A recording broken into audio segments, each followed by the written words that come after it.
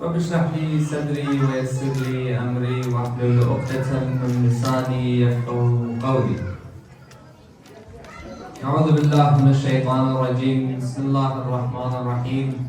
الحمد لله رب العالمين والصلاة والسلام على سيدنا وعظيمنا وحبيب قلوبنا وشفيع نفوسنا أبي القاسم مصطفى محمد.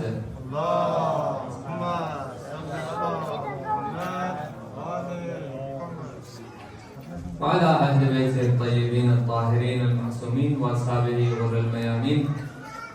الحمد لله الذي جعلنا من المتمسكين بولاية أمير المؤمنين علي بن أبي طالب. الحمد لله الذي هدانا لهذا وما كنا لنهتدي لولا أن هدانا الله. أما بعد، قال رسول الله صلى الله عليه وآله: إن الحسين مصباح الهدى وسفينة النجاح. When we look at feminism is one of the most important topics within contemporary society. Whether you look in universities, whether you look at home between your sister and your mother, whoever it might be in the Western world, feminism is a fundamental topic within these circles. You might have feminist debates at university. You may have feminist debates with any male or female, doesn't matter. Feminism is, as I said, a very contemporary issue. Of significance is also contemporary. When we look at feminism, there are many names that pop up. Many great women in the history of mankind who are activists for the rights of women. If you were to look at the non-Muslim world in terms of feminism, you have, for example, Mother Teresa, a great lady who was well known in the Christian world specifically. Then you have, for example, Eleanor Roosevelt, which is also another very well-known feminist. Then you have, let's say in the Muslim world, you have Malala Yousafzai from Afghanistan, the very famous Malala Yousafzai. She was shot by the Taliban, she survived, and now she tells the story about her journey and the right for women's rights in a country or in a society. So Malala Yousafzai is a very famous one as well. Then you have Aisha, the wife of the Prophet. She has some mentions in feminist discussion circles. These are your most common names that pop up when you discuss feminism. There's one particular issue though. Not a single mention of Zainab bint Ali is mentioned. Zainab bint Ali, if you look at her life, she's the very archetype of feminism. What she promoted is what feminism promotes in today's society. But the problem is, many of us are not able to put Zainab in those circles, in those discussions. Why? That's our fault. We, unfortunately, have cocooned Sayyida Zainab into our own majlis here. We haven't taken out Zainab to the external world. The world does not know about Zainab bint Ali. Zainab, the legacy she left behind, is a message for everyone, for humanity, for males, for females. Zainab is not just for Shia Muslims. And I'll, inshallah, just briefly, as much time as we got tonight, go through some of the lessons that we can learn from her life. She, as I said, is the very prototype, the archetype of feminism. Her name is Zinat. One understanding for her name comes Zainab, which is Zinat Abiha, the adornment of her father. Shows you how much relationship she had with her father, Amir al-Mu'mineen alayhi salam. Because if I was to ask you, or ask anyone around here, what makes Zainab so great? The first answer that's given to us is that Zainab is great because she's the daughter of Imam Ali alayhi salam. Another answer that is given is Zainab is great because she's the daughter of the greatest lady on earth, which is Lady Fatima sallallahu alayha. Or the alternative answer is Zainab is great is because she's the granddaughter of Rasulullah sallallahu alayhi wa. So the main or most common answers where you get for Zainab's greatness is because of association to certain people. So they say Zainab is great is because she's associated with certain people. The problem with association is that just because you're associated with someone good, if you're going to take that logic, why don't you take Abu Lahab as a good role model? Abu Lahab was the uncle of the Prophet. But the Quran criticizes Abu Lahab. Tabbat yada abi lahabi wa tab. ما أغنى عنه ماله وما كسب. If it's through association, because we, the school of Ahlul Bayt, we do not give merit to someone based on association. You can be an uncle of the Prophet and still be a person who Allah criticizes in the Quran. Abu Lahab is your greatest example. So when we look at Zainab salamullah alayha, we say that Zainab is great by her own merit, not because she's the daughter of Ali, not because she's the daughter of Lady Fatima. Zainab is Zainab. That's what makes her great. She gives us a couple of lessons in life, and I'm going to try to keep it as brief as I can. She gives us a couple of lessons in life. The first lesson is what? You stick to your principles and stay on the truth, no matter how much people is against you. She showed that in Karbala, she showed that in Kufa, she showed that in Sham. And she showed that consistently throughout her life. Because when she's in Sham, the captives are taken to Sham, she knows that she is one odd slap away, one odd stoning away, one odd whip away if she says something. Still, that does not change her from speaking the truth. Ahlul Bayt have been tortured and punished on that journey from Karbala to Kufa to Sham. But she, as I said, has certain principles she stands for. One of them is speaking the truth even if others are against you. She sticks to her principles. Another one, which is because a lot of us tend to, a lot of my sisters in Islam, they say that we can't relate as much to the Imams because there are certain characteristics that are only specific for males. In a sense, they're right. So I tell to them, come and look at Zainab and you'll see how you can relate to Zainab. Because men and women generally are equal in the eyes of God. They are distinct and unique, but they are equal in the eyes of God. So Zainab is trying to say that do not allow a man to degrade you just because you're a woman. Like I said, she is the archetype of a feminist. She fights for the rights of women, but at the same time she fights for the rights of the oppressed, the rights of the orphan, and so on and so forth. So when I look at Zainab, she's telling me, do not let a man degrade you just because you're a female. You have just as much right as he does when you want to speak about the oppressed, when you want to speak about injustice. This is Zainab, daughter of Ali. This should be an example for the outer world, not just for us in our majlis. Because when they were taken to Sham, Yazid was there in that palace. When you go to Syria, Sham today, you'll see in Bilad al-Sham, or let's say in the palace, the Umayyad palace, you'll see it's a grand place, it's a big place where Yazid had gathered his ministers and a group of public people to come and see the captives. Yazid's plan on that day was to give a stab into the heart of Zainab, metaphorically, and defame the family of the Prophet in front of the people. And his poetry highlights that. Another thing his poetry highlights, which I'm going to say very soon, is his kufr.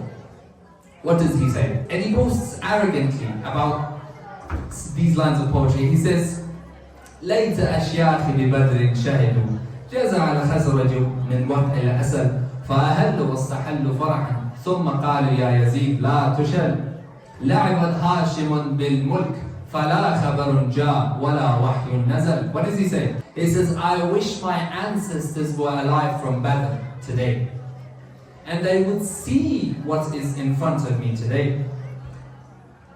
And they would have said to me, oh Yazid, may you have never been paralyzed for what you've done. In other words, for Yazid, what he did was something good, meritorious to Yazid. He said, oh Yazid, may your hands never be paralyzed.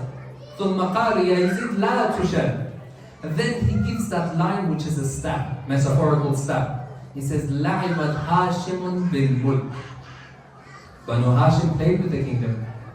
Rasulullah is from which tribe? Banu Hashim.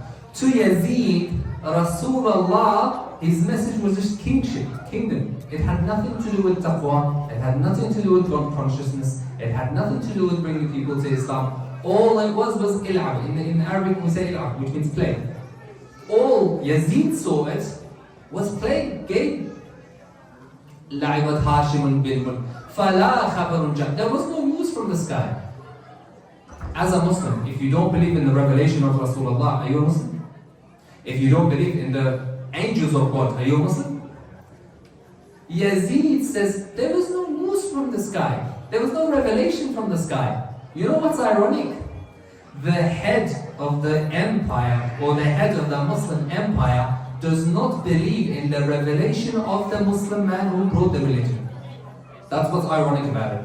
So at this moment, Zainab, when she hears this, being the feminist archetype, she decides to make a stand. Remember what I said, she stands against injustice. So she decides to make a stand and she gives a reply to Yazid. What does she say? At the start, she always begins by praising Allah. All praise is due to Allah, Master of the universe, Creator of the heavens and the earth. And may His blessings be upon my grandfather, Rasulullah. And he says, indeed, Allah was right when He said that evil will be the result of those who do evil. Which goes to show you the relationship Zainab has with the Quran. A question of reflection for everybody here. Do you have a relationship with the Quran? If you claim to love Zainab and you claim to follow Zainab, then your relationship with the Quran should be like Zainab. Continue, she says, "O Yazid, do you think that now that you've got us as captives, that you've constrained the horizons upon us, that we are being herded like prisoners, and that this area is great importance for you, and you look at that our affairs are in line for you, you think our government is purely for you, you think this is what's good? You think this is working out for you?" Because what Yazid could have easily said, look, if I'm so bad, why am I victorious here? If I'm so bad, why have I got the throne and the daughter of Ali is a captive in front of me? If I'm so bad, why am I so wealthy? Sometimes we ask this question in our life as well. If I'm so bad, why has God blessed me with so much? I remember a man came to Imam Sadiq, and this narration is attributed to another person as well. But he comes to Imam Sadiq and he says, "Ya Imam, I want to do an istikhara about opening a business." Imam does the istikhara, and the istikhara is negative, it doesn't go well. So Imam says, it's advised that you don't go forward because the istikhara has been negative. The man, despite this, chooses to establish his business. He establishes his business. Years on later, he is very wealthy. Wealthy. He comes back and says, "Imam," in another narration it's attributed to another person. He says, "Imam, you said the istikhara was bad. I've become so wealthy, I've made so much profit. I've made so much money. How is it bad?" Imam said, "How about your relationship with God?" The man thought for a bit. And then he said, "You're right. I've become so busy, I don't have time to finish my prayers." Imam said, "Exactly. That's exactly where the point is."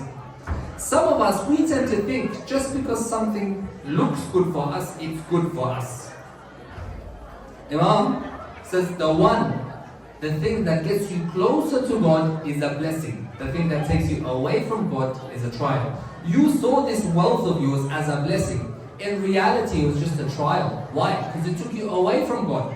Sometimes we may lose someone in our life, but it gets us closer to God. That in itself is a blessing. That's what Imam Sadiq was trying to highlight. So Yazid was trying to allude to that as well. And then Sayyidah Zainab continues. She says, "Get off your high horse. Who do you think you are? Have you forgotten when Allah said, 'Let not the faithless people suppose that when we give them respite, we grant them what they think is good for themselves. No, rather we give them a respite,'" in other words, so-called blessings to them, "so that they may engage in more sin, and for them there's a heavy chastisement." In other words, she's saying to Yazid, just because you're rich, it doesn't mean things are going well for you. And she continues, she says, "Amin al-adli ibn al-tulaqa." Is it fair, is it just, O son of the one who was freed? I'm not going to go too deep into the meaning of talaqa because unfortunately we don't have time, but the point is, he was freed in the opening of Mecca. Yazid's father or grandfather was freed from amongst the ex-cons in the opening of Mecca. She says, "Amin al-adli ibn al-tulaqa." Is it fair, O son of the one who was freed?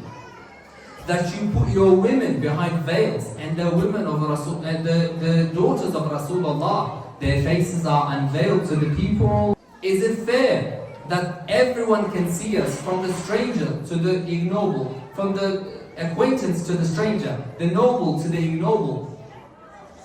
When we look at the opening of Mecca, Muawiyah, or I should say his Yazid's grandfather, he was freed in the opening of Mecca. You know what's interesting? History, books of history, they try to put Muawiyah and Ali on the same level. SubhanAllah, the man who came with the religion, with the Prophet, early days in Islam, Imam Ali alayhi salam, from the very beginning till the very end, Ali's there. He's compared, he's put in the same sentence with a person who is known in history as a scribe. This is what history got us into. Where Muawiyah and Ali were mentioned in the same sentence. This is what history got us. Another thing is when she says that you have unveiled our faces where everybody can see us, it highlights a lesson of hijab. A lot of our sisters may have let's say a jihad, a strive, an inner jihad, an inner strive with their hijab. Zainab would say we build on one another. There may be sisters who do not wear their hijab, but they may have a clean heart. And other sisters who may have be wearing their hijab, but their heart is unclean. Zainab is trying to say you build on each other rather than criticizing yourselves. Then Zainab now begins to cut Yazid's reputation, metaphorically, because Yazid tried to metaphorically stab. So Zainab begins to cut Yazid's reputation metaphorically. She says what? She says, none of this is a surprise to me. How can I expect any hope of sympathy from the person whose mother ate the liver of the righteous ones and he was born from the flesh of the martyrs? It's a big attack towards Yazid. Why? Because his grandmother Hind ate the liver of Hamza in Uhud. So she said your mother is a cannibal. I have no sympathy, nor do I have any hopes of sympathy from a person like you. I'm not surprised by how you're treating it. Your mother was a cannibal. That right there is pure tabarra. We have tabarra in Islam and tabarra in Islam. That is pure tabarra. Then it says, oh Yazid, with happiness you call out your ancestors. Later, you arrogantly call out your ancestors. And you think that they will cheer you on saying, Yazid, you're going to do this. No, Yazid, you will not overcome this. And he said, how dare you poke the teeth of Abu Abdullah? Because what he would do was he had a stick and he would poke the teeth of Abu Abdullah. She said, you boast arrogantly about your disbeliever ancestors whilst poking the teeth of Abu Abdullah. I swear by Allah, you have spilt the blood of the progeny of Muhammad and the shining stars of the family of Abdul Muttalib. Oh Yazid, know that you have dug your own grave. You have dug your own grave. You will know very soon you'll be reaching those ancestors of yours. In other words, you're going to join them, do not worry. This world is short. You may have kingdom for a couple of years. This dunya is temporary. You're going to join them very soon enough. Then she says, so do not let your act of arrogance fill you with excitement. Do you not remember what Allah said in the Quran? وَلَا تَحْسَبَنَّ الَّذِينَ قُتِلُوا فِي سَبِيلِ اللَّهِ أَمْوَاتٌ بَلْ أَحْيَاءٌ عِنْدَ رَبِّهِمْ يُرْزَقُونَ. Do not say those who were killed in the way of God as being dead. Rather, they are alive and receiving His sustenance. You know what the beauty about that is? That lesson that teaches us is that whenever you do something sincerely for the sake of God, it will never go unnoticed. If I do something for someone, a normal person, they may acknowledge it, they may not acknowledge it, but understand the difference. When you do something for Allah, you will never ever see it overlooked. You may not see the result instantaneously, but it will not go overlooked. You know what your greatest proof is? Imam Hussein alayhi salam. The poet says beautifully, Hussein bin Ali gave his heart to Allah. Allah did him a favor by giving him millions of hearts back. What does that mean? Imam Hussein gave his everything to Allah. Allah repaid his favor by having you guys here tonight in the majlis showing your love for Abu Abdullah. Which means Hussein's legacy, what he did in the way of God, was not overlooked. The result of Hussein's legacy and message is tonight. You, me, here tonight. We are the lovers of Abu Abdullah. We are pretty much what Allah promised Imam Hussein alayhi salam. Then she continues, and I'm going to inshallah conclude now, I don't want to take too much time. It's sufficient for us that on the day of judgment, Allah will be the judge. Imagine, you're in a court case, and Zainab tells you, it's sufficient, or it suffices us, that on the day of judgment, Allah will be the judge, those who know the legal system. And Rasulullah will be the plaintiff, meaning lodging the case against you. Jibreel will be his protector and his, let's say, friend, supporter. If you have a court case where Allah is the judge, Rasulullah is the plaintiff against you, do you have any hopes of winning? He says, O Yazid, soon those who paved the way for you to dominate over us will soon know whose thoughts are inferior and whose army is weaker. In about time will tell. Do not worry, O Yazid. She says, although the plight has made me speak to you, I see speaking to you of no importance. But I see scolding you as better, so I will continue to scold you. She says, but the heart is broken and their eyes are tearful. And he says, how ironic it is that the members of the party of Allah is killed by the members of the party of Shaitan. What's she saying?